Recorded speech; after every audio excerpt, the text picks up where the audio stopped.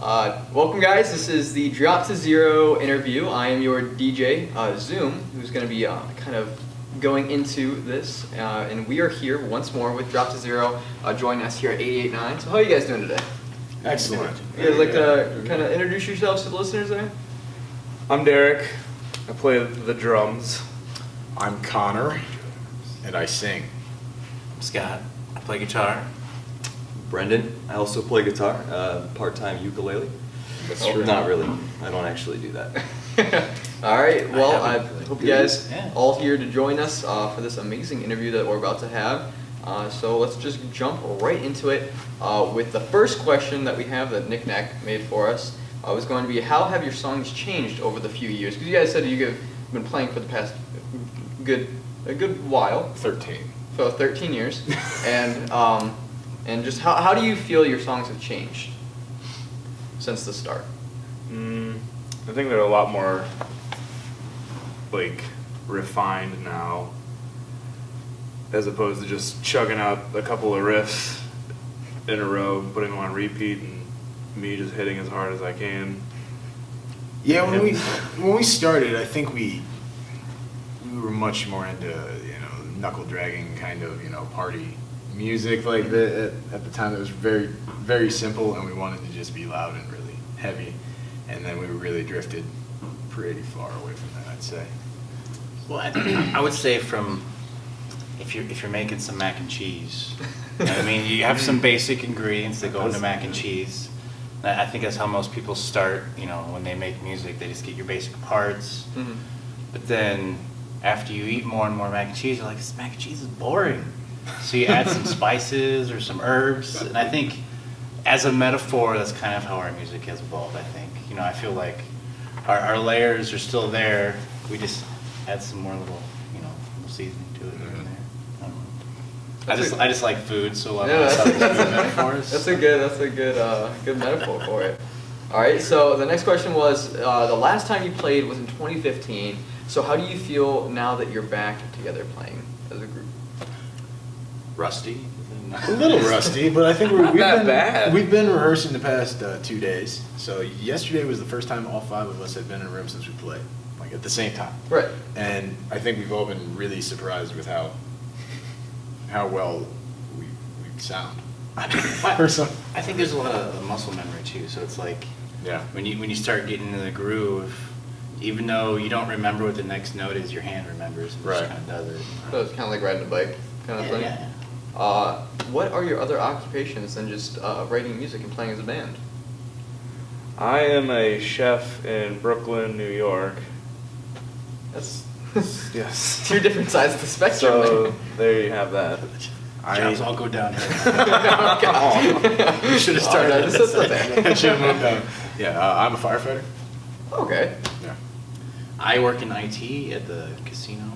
I think that's cool, personally. It's fun. I like it. I'm still trying to wrap my head around this mac and cheese analogy. I kind of want to wrap It's pretty my good. mouth around some mac and cheese. That sounds really good. I could go for some lunch right now. Yeah. All right. So as a band together. Oh, sorry, I forgot to answer your question. Oh, yeah. I just separated from the military after 6 years. Okay. So I yeah, mean, just got everyone, done with that, thanks for the service. 2-3 weeks ago. So thank you. As a band, how did you guys come up with the name Drop to Zero? We didn't. Our old bass player did. Okay. Yeah, no, our old bass player came up with it. It's something to do with It's you guys actually play another old high school band that Derek and I were in called Farsight. Okay. Yeah. Yeah, that was our high school band over at Theodore Roosevelt.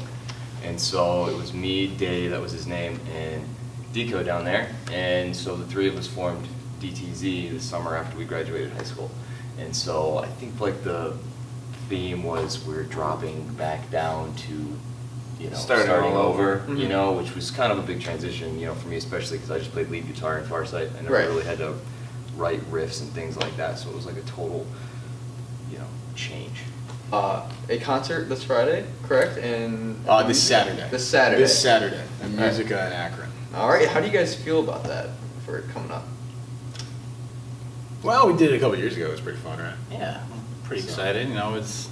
We did the same kind of reunion thing 2 years ago, around 2015. hanging out with people before and after. And Right. it's probably our favorite part isn't necessarily the on stage. It's the whole atmosphere and community, everyone coming together, talking, hanging out. Yeah, seeing all our friends and all our family and a lot of people that we haven't seen in years and years and years seem to come out of the woodwork that maybe we don't keep up with as much because we had a pretty tight-knit scene for a long time. So to see those people is really, really fun. And that's, yeah. Okay. If you guys had to choose to play a concert anywhere in the world, where would it be? Might be the Robin Hood. Yeah, the Robin Hood. Can you bring Robin Hood back? Yeah, none of the places If they we could used just- to play in if- Kent are there anymore. Yeah. Really? The Yeah. Robin Hood, Club Chameleon, Screwy Louie's. Fat Jimmy's. Fat Jimmy's is Is still this, there. yeah, they do. Do they do JP's shows though? now? Yeah, it's completely different. Does it have to be a concert venue? Like, can I say Antarctica? If you want anywhere in the world, it doesn't have to be a venue. Just like if you guys can play anywhere in the world. Bring in the space heaters. No, I don't remember what it was, but I saw somebody who did this like live concert thing on a little floating iceberg in Antarctica, and I was like, I want to do that. That sounds- seems cool. It's miserable. Just playing for all the penguins. Playing for all the penguins. Are there penguins in Antarctica? I don't remember. I saw this. I saw this really cool. Eclectic. It's really cool DVD of Pink Floyd playing in Pompeii, like one time. So I'd say that. Yeah, it was in Pompeii. They actually played Okay. the ruins and stuff. So I'll steal their idea. I'll say that. I'd love to go to Venice. I mean, if I could use that as an excuse to play a show at Venice, then I could finally see it. Right. I mean, think about it. You have the chance to say, yeah, I played where Pink Floyd played. In Yeah, Pompeii. yeah. I mean, that would be cool in and of itself. Yeah. As a band, what is kind of your songwriting process that you guys go through? I don't think it's the same It every changes time. every time. Does it? Oh yeah, like Sober Streets, for instance, that was wrote off a keyboard line. The Man on the title track off our second album was wrote off a bass line. Sometimes he brings in the rhythm and I write leads around it. Sometimes it's reversed. I think you actually played a song this morning, Blood of Angels. I think you said you heard it. Yes. Okay, yeah, that was me and him sitting in the practice space tinkering around, and we like wrote it together. It changes. Sometimes we set themes. Mhm. I know it's weird, but we'll have like an idea of like a visual, Mhm. and we'll be like, what would the music sound like to this? So we kind of Okay. write soundtracks. I think a couple of our songs, including the newest one, started as like sort of like a soundtrack, and what would be the next like piece, and how would we represent that musically? We kind of have fun with it that way. Because I mean, when you're trying to write an album, you really got to reach for some inspiration Right. sometimes. And I feel like there is no wrong inspiration when you're writing a song. Just if something at all inspires you, use it, and then get your song out, and then you know what I mean. Like stuff just comes together once other people start throwing in their 5 cents on it. I think it's cool that you guys it's not just one person that takes experiences from his life and throws it in there. It's like all of you guys come up with Well, I'm your pretty own boring, so I don't have a whole lot going on. But yeah, I need to reach for other inspiration. So. What's the meaning behind the song Battle Hymn? Battle Hymn? One of Us. It's like an unrequited love song. Okay. So like, one of us was struggling with a former breakup. It wasn't me, but actually was with a former breakup, and just the fact that things didn't work out, Okay. and kind of a melancholy feeling, and knowing that things didn't work out and they never would, Okay. and that's kind of what it is. So it's like, How has the journey of growing as a band helped you grow as a person, like personally, each of you?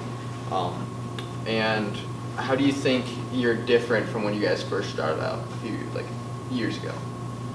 well, aside from the grays and the crow's feet on the sides of your face, no. Well, we started, we were kids, so. You two started playing what, when you were 12? 13? Playing's a little bit of a overstatement. We made a bunch Right. of noise when we were like We 11. yeah, I think his drum set was comprised of like Right. some bowls and like one of those like slot lid pan things. It's pretty Yeah. hot. So that's Cast iron? a It's long hot time mess. together. Right. And then I was a few years after that, but I mean, I know being in this group, and then even just playing in several other groups, it's helped me to become more like social and more of a people person, Mhm. kind of. What are your plans for the future? So, like with the band, where do you guys want to do concerts at more often? Any new ideas for songs, things like that? Well, we're all over the country, so to get us in the same room at the same time takes a mountain of effort. And working things out with our families and with our jobs and things like that. So that's difficult, but we kick things around a lot. So No spoilers. yeah.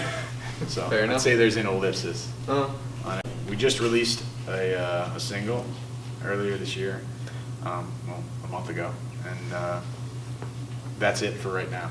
But we'll see. you gotta start growing from someplace, I guess. Yeah. Getting back together and doing things like that. What is your favorite part of being in this band, or being a part of band in general?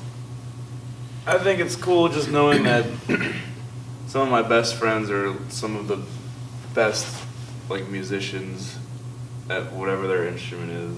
He's And not I- talking about us. No, not these guys. Not me. Not them. Not I'm me. trying to motivate them. You're right here, I'm gonna need you about right here. Yeah. They're lucky I'm even here right now. But no, it's just knowing that like the dude sending me all these like inappropriate text messages is like just this wild animal on guitar or bass. And then I don't know, it's just cool to know we're on that same level Right. personally, and then like professionally or artistically. You know, I hope I can keep up with these knuckleheads, but It's just, yeah, it's a blast. I like just hanging out with you guys. That's probably why. Rehearsals are fun. I definitely see it as an outlet. You know, some people paint pictures, some people bang on a guitar. You know, some people bang on drums, some people scream into a microphone. It's like everybody really needs that outlet in their life. It's just a general social aspect. Music is a very social thing. It's goes different ways in multiple dimensions. And it's like you get together with your guys and you bust hump in order to try to execute this legendary performance, you know, and you put in all the work behind the scenes, and then you get up in front of a mass of people and you just knock it out. And the crowd feeds off of you, you feed off of the crowd, and that's where it becomes a very two-way relationship. You're rocking out. I mean, we used to put, over 300 people in the Robin Hood when we would play it back in the Really? day. I don't think that club was meant to hold that many people, but No. we would No, do no, it, no. and it would just be an absolute Probably why it shut down. musky race. It was a fire hazard. Yeah. But yeah, no, it would just feel like this musky rager, man. And it was awesome. There's nothing quite like it. What would be the favorite memory as a band? We could tell them about the Thundercats Halloween. Well, the Thundercats was hilarious. That We was- used to have that was before my legendary, time. That was before. legendary it was like right Halloween before you. concerts. Yeah. Awesome Halloween concerts. No, okay. One Yeah. year we went as the Thundercats. Okay, yeah, that's what I was getting out of that. It was actually this guy's fault. I came down in the basement one day from practice, and I just hear, oh, snarf, snarf. You know, he's like doing this thing, and I'm like, dude. Yeah, I was like, let's go to the Thundercats. It's either of the two November concerts, which was basically a benefit for the Akron Children's Hospital. It was Okay. motivated by our former supporter manager. Manager. Yeah, that's what I call him, even though I don't think he liked the title. He's our brother. Our brother. Yeah, that too. So, and he had a situation with a coworker where his daughter was suffering from a type of cancer. So we put on this benefit show. We did a bunch of advertising. We put 400 plus people, and all the money went there, and it was a pretty surreal experience. But I think that is just about all the questions that we have for right now. So thank you guys so much for doing this interview for us. Oh, thank you. All the people that we have on the live right now, thank you for tuning in. That and the ones who are going to be watching this on YouTube. I've been your DJ Zoom, and we did just finish off this interview with Drop Zero. So thank you once again, guys. Thank you. Thanks, man.